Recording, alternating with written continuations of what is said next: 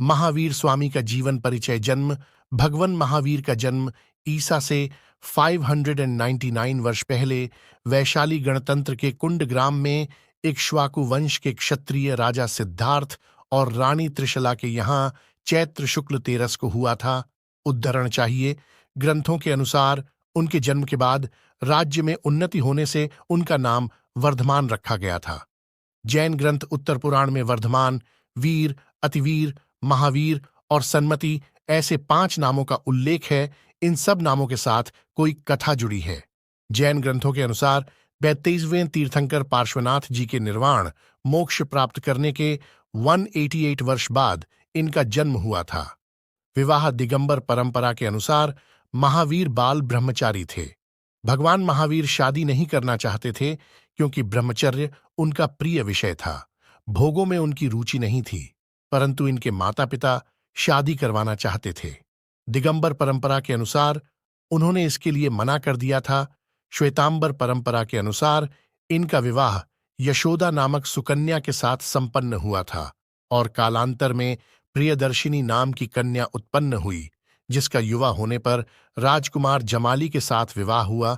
5 व्रत सत्या के बारे में भगवान महावीर स्वामी कहते हैं, हे पुरुष, तू सत्य को ही सच्चा तत्व समझ।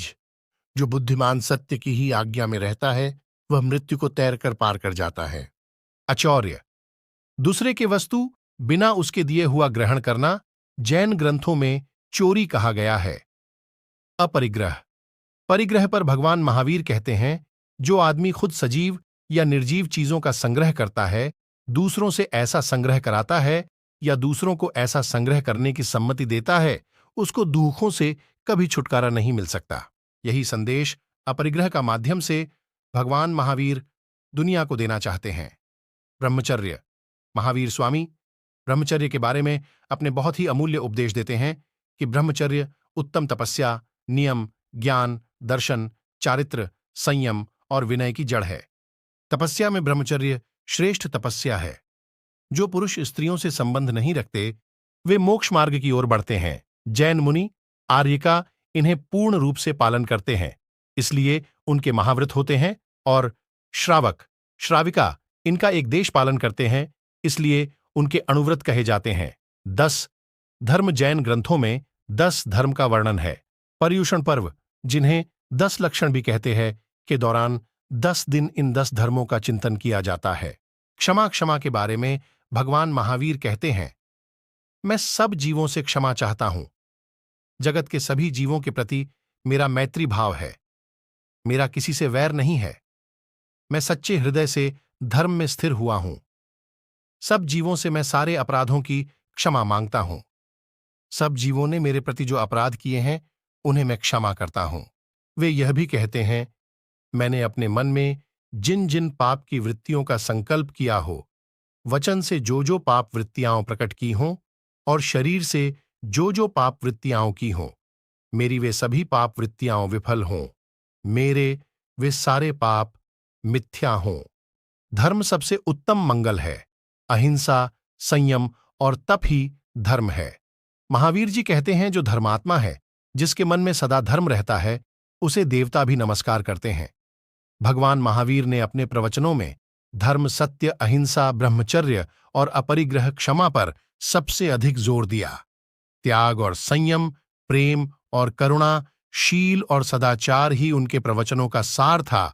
भगवान महावीर के अनुयायी उनके नाम का स्मरण श्रद्धा और भक्ति से लेते हैं। उनका यह मानना है कि महावीर ने इस जगत को न केवल मुक्ति का संदेश दिया, अपितु मुक्ति की सरल और सच्ची राह भी बताई। भगवान महावीर ने आत्मिक और शाश्वत सुख की प्राप्ति हेतु अहिंसा धर्म का उपदेश दिया। वर्तमान युग में प्रचलित नारा समाजवाद तब तक सार्थक नहीं होगा जब तक आर्थिक विषमता रहेगी। एक ओर अथाह पैसा, दूसरी ओर अभाव। इस असमानता की खाई को केवल भगवान महावीर का अपरिग्रह का सिद्धांत भर सकता है। अपरिग्रह का सिद्धांत कम साधनों में अधिक संतुष्टि पर बल देता है। यह आवश्यकता से ज्यादा रखने की सहमति नहीं देता है। पुरातत्व भगवान महावीर की कई प्राचीन प्रतिमाओं के देश और विदेश के संग्रहालयों में दर्शन होते हैं। महाराष्ट्र के एल्लोरा गुफाओं में भगवान महावीर की प्रतिमा मौजूद है। कर्नाटक की बादामी गुफाओं में भी भगवान महावीर की प्रतिमा स्थित है।